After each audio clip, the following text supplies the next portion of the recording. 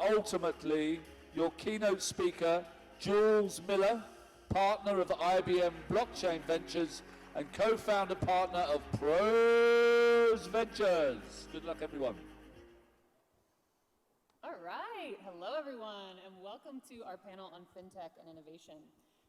So I know that, who was in the blockchain and digital assets panel right before this? Everyone? Okay, great, cool. So what I wanted to do, this is not a blockchain panel, but we're going to talk a lot about blockchain. You may have heard some of this before, but I have a slightly different take on the blockchain space. So I wanted to do a quick blockchain 101 and talk a little about is it real for the enterprise and especially in FinTech. Then we'll do a quick FinTech overview, and I'm going to end with 4 trends to watch. So I'm from New York, I talk really fast, so just fair warning in advance, I use GIFs, so this should be hopefully more fun than something that's not fun. I'm not going to trash anyone. Okay, so really excited to be here in Armenia for the WCIT conference. I think it's so appropriate that the power of decentralization is the theme here because blockchain is all about decentralization. Blockchain is a shared, replicated, decentralized ledger, and it builds on basic business concepts. The concepts, people have struggled sometimes to understand blockchain, but the concepts are very basic. So you have a business network of people you're transacting with or companies you're transacting with. You have the different participants who are exchanging assets between them. And then you have contracts, or in the blockchain world, smart contracts, that are the rules of how they transact. And the ledger is a ledger that has been around for thousands of years. It's just the system of accounting for those transactions. So blockchain, at the core of it, is pretty simple. So how does it work from a technical perspective? Magic. It's magic. In the spirit of Alex from Giphy being here, I'm using some fun gifts. Okay, so this is really how it works. It's not that complicated.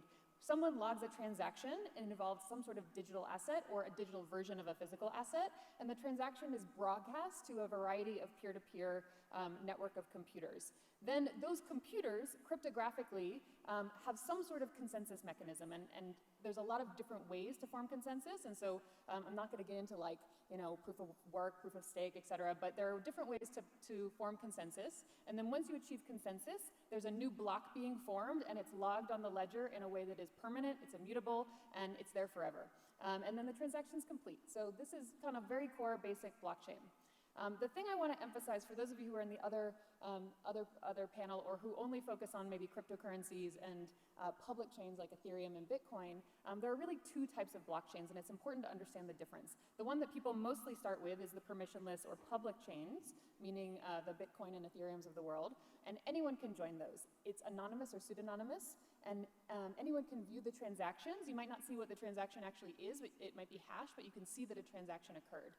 And then tokens and cryptocurrency are required in public chains because you need to incentivize the network of computers to do the computing work, so the token or the cryptocurrency is there in order to incentivize those miners.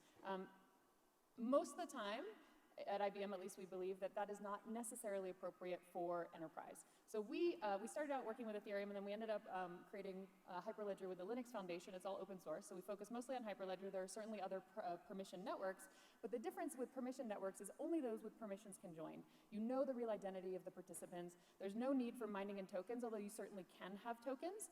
And then while the ledger is the same, and I'll show you a visual of that, I'm only able to see certain things. So I can't see what my competitors or peers are doing necessarily, depending on the permissions I have.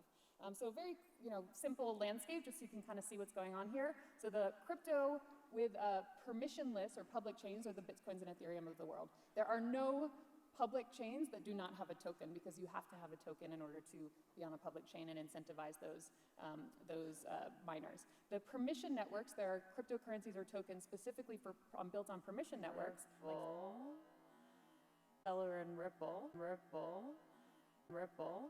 And then there's several blockchains, permission blockchains that you don't necessarily need a token, like Hyperledger, which we work in, and then Quorum and Corda.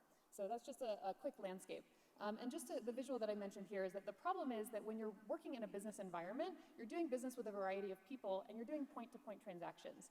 And those point-to-point transactions are all accounted for in different ledgers. And so you see these like different books with different people. And so if any of you have an issue, they could be, someone could be accounting differently than another person. There could be errors, and no one knows it until you have some sort of cumbersome reconciliation process. The solution with blockchain is that it's all on one ledger, so all of the ledgers are the same, and in a permission system, you only have access to see the stuff that you are available or are there to see. But the ledger itself is the same and the same information there. So there's no reconciliations. It's really easy to audit, and it just generally works in a different way. So what's exciting about blockchain is it allows businesses to come together in new ways. It reduces risk. It can optimize ecosystems, so better, faster, cheaper, what all good technology should do. But then the exciting part is create new value where there's new businesses and new use cases that can happen on blockchain that weren't possible before. So, ta-da! Everyone understand blockchain now? Yeah? Okay. Woo! All right, got it. There's a lot more to this. I usually spend about an hour going into a deep dive with people who are new to blockchain, but this is a good resource. We have a lot of free things on there, like a Blockchain for Dummies book that you can download. There's a lot of videos and use cases and stuff, so feel free to go there and learn more. And what I want to spend 1 minute on is blockchain real now? So there's a lot of talk of this is very early, it's very nascent, like, you know, we're not really thinking about blockchain is too far out, but I'm here to tell you that it is not. 66% of organizations around the world are already using blockchain in some capacity. The market is pretty large, so the numbers are big. I'm not going to go into it, but there's trillions of potential dollars of value coming out of blockchain in the next 5 to 10 years. And the thing around, this is a fintech panel, so the thing I want to mention is 25% of top global banks will be using blockchain by 2020. That's just in a couple months. This was a couple years old now. In my experience, and IBM works with about 98% of the financial institutions around the globe, it's more than that. I think it's at least the major banks are all experimenting with blockchain in some capacity, and some are using it very seriously. Not to plug IBM in any way, but just to give you the scope and the scale of what's happening. We have 2,000 people working full-time on blockchain. We've done more than 700 projects now, and have over 100 live networks. So this is very, very real. Okay, on to fintech. So just to be really clear about what we're doing here, fintech is just a concatenation of the words financial technology. So it's financial technology used to describe the new tech that seeks to improve and automate the delivery and use of financial services. There's a bunch of categories that go into it. It's a fairly large and diverse space. But what is exciting now is that the rise of fintech is pretty serious and very, very real now. It's always been a category there's been a lot of investment in, but in 2018, it was the largest year by far of fintech investment. 39 billion was invested in over 1,700 deals. That's enormous. And then there are 39 fintech unicorns valued at almost 150 billion around the world. So this is very serious, real companies, big money in this space.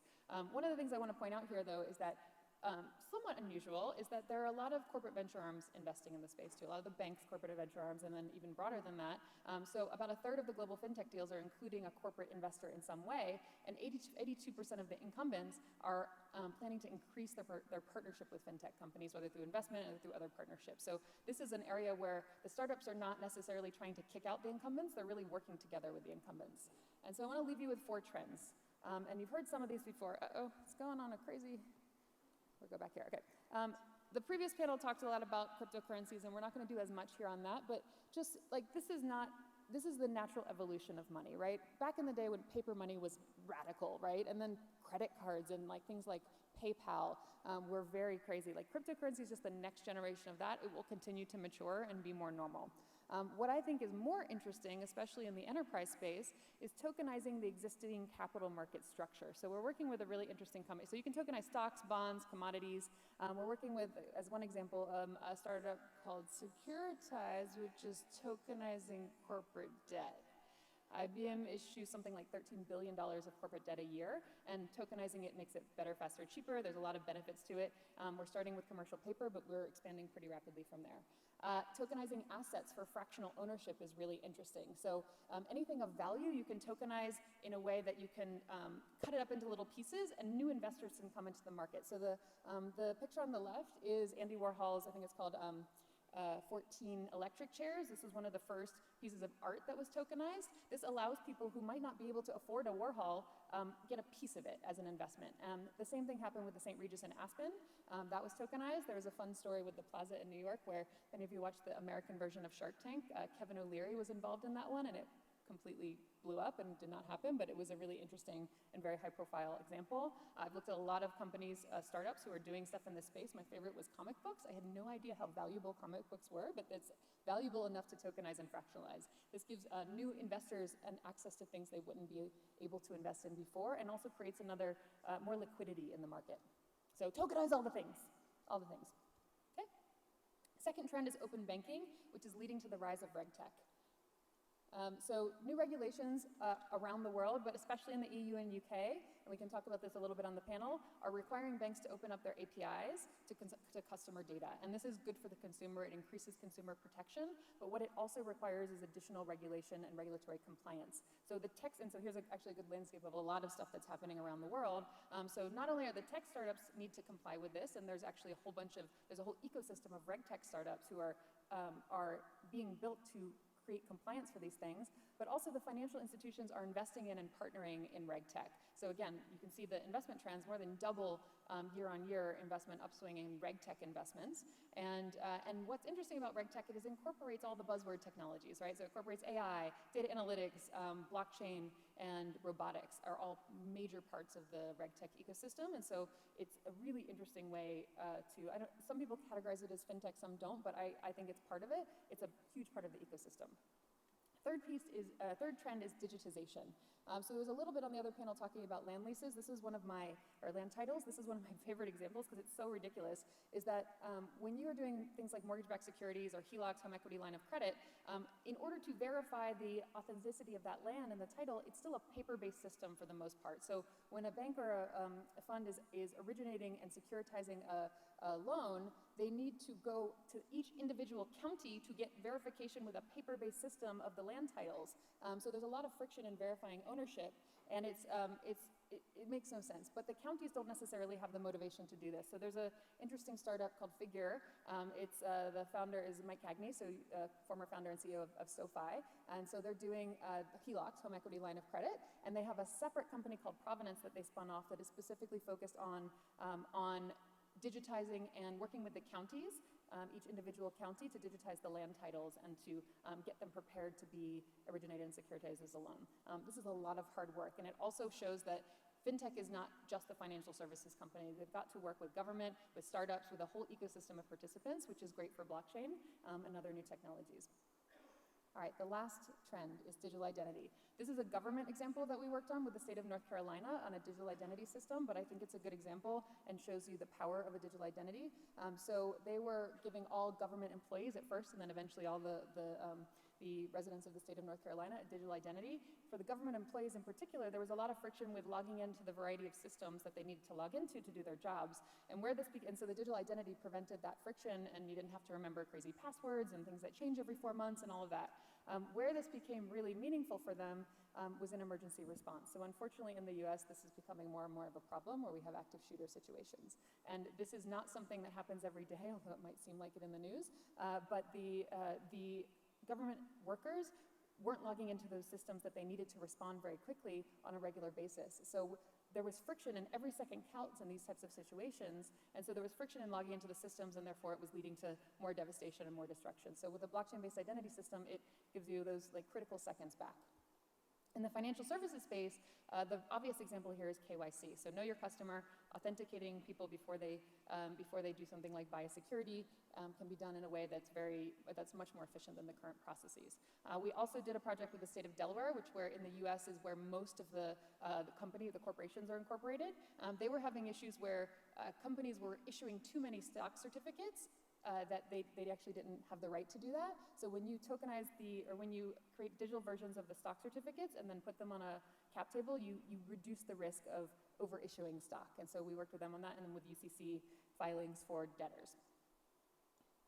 And then the last example is just proxy voting. So ensuring that votes that are cast digitally are valid and tied directly to the owner of that vote or that share is actually a pretty big problem, and this is a really good use case for blockchain. So key takeaways are, in fintech in general, trust is really important. The adoption of fintech is about building and maintaining trust in an industry that maybe sometimes doesn't always have the trust of the consumer. It's about collaboration between multiple entities, both the banks themselves or the financial services companies themselves, but also startups, regulators and governments. And then I also see fintech and financial services as a bellwether. They tend to adopt new technology earlier than most because every little microsecond, every little improvement leads to real dollars. And so it's a good industry to watch to see what's happening because the rest of the industries and the rest of the economy tends to follow.